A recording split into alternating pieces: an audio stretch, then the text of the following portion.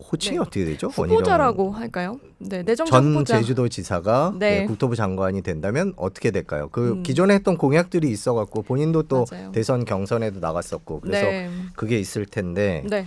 어떻습니까? 아, 네. 이게 그래서 제가 사실 어저께 신속하게 한번 많은 분들이 궁금해하셔서 정리를 네. 한번 해봤는데요. 네. 지금 사실 말씀하셨듯이 작년 이제 중순 정도 그때 대선 예비 후보였거든요.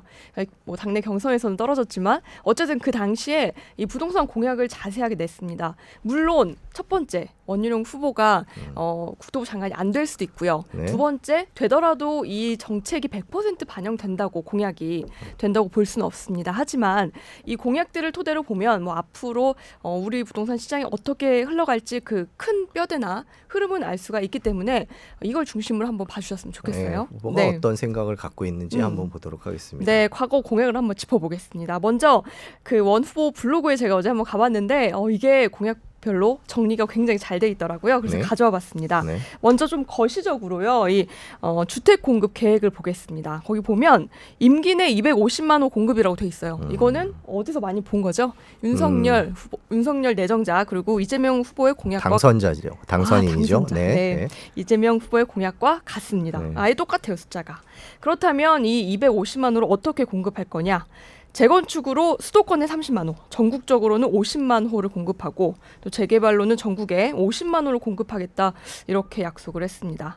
그리고 3기 신도시와 대규모 공공택지로 125만 호, 그리고 세종시 같은 혁신도시 등에 25만 호 공급하겠다 이렇게 밝혔는데요. 굉장히 구체적입니다. 그리고 그러네요. 이걸 좀 보면 재건축과 재개발 비중이 높은 걸 알 수가 있죠. 그래서 어느 정도 어떻게 갈 거다라는 그 대략적인 사이즈가 좀 보입니다. 전반적으로 숫자는 국민의힘 네. 그 대선 공약이랑 비슷해 보이기는 하는데요. 그렇습니다. 그럼 재건축을 풀어준다, 뭐 규제를 푼다 이쪽에 가깝다 이렇게 봐야 되나요? 지금 방금 네. 보면. 맞습니다. 그래서 규제를 대부분 풀어준다는 쪽으로 방향이 가고 있는데요. 네. 우선 지금 나오고 있는 그 인수위 이 재건축 관련해서 기사들 보면 안전 기준을 좀 완화해 주겠다 이런 스탠스로 가고 있잖아요. 네. 그런데 이것보다도 파격적입니다. 원희룡 그 전 지사의 공약을 보면요. 재건축 안전 진단 기준을 그냥 아예 폐지하겠다. 안전 진단 없애겠다는 말이죠.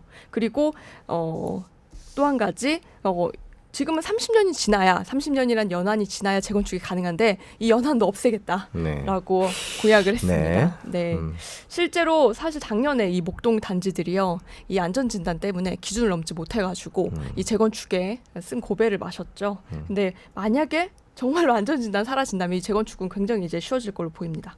그리고 재개발을 보면요. 현재 기준은 이 30년을 넘는 그 건물 수가 전체의 3분의 2 이상이거나 또 동시에 연면적 기준도 60%를 넘어야지 재개발을 할 수가 있습니다.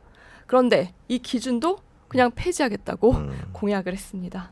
네, 이게 사실 어디까지 들어질지는 알 수가 없지만 재개발, 재건축 시장을 어떻게 보는지 이 시각은 짐작이 되죠.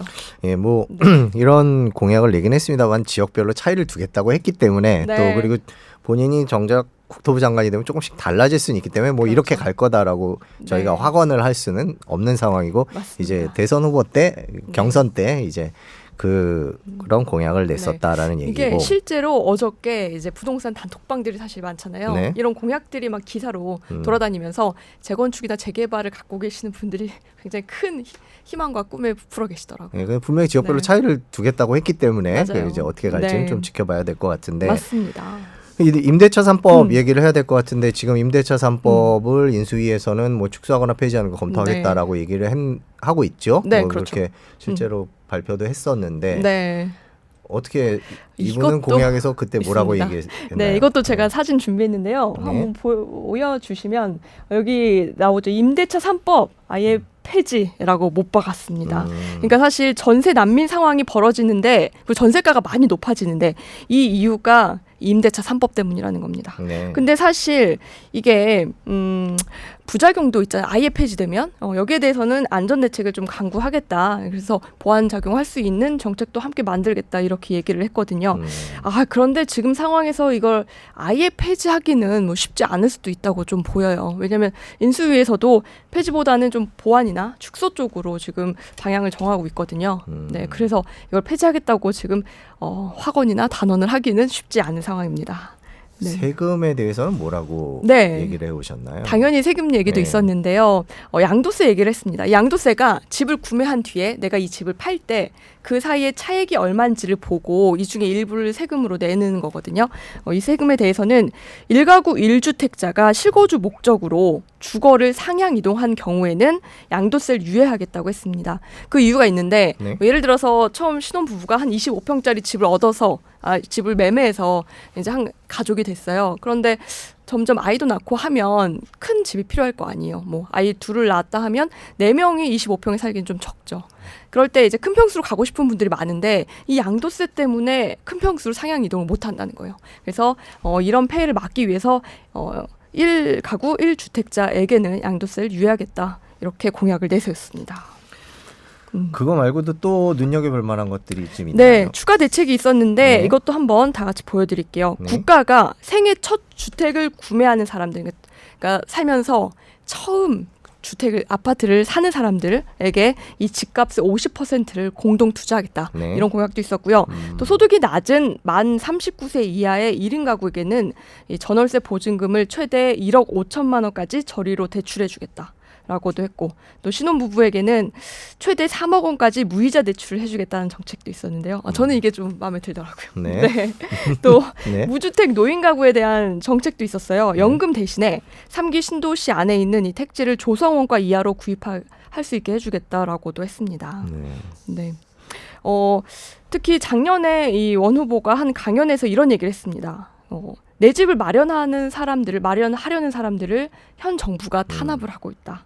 그래서 모든 국민에게 월세 임대주택을 살라고 강요를 하고 있는 상황이라서 사실 이런 잘못된 주택 정책을 근본적으로 바꿔야 된다.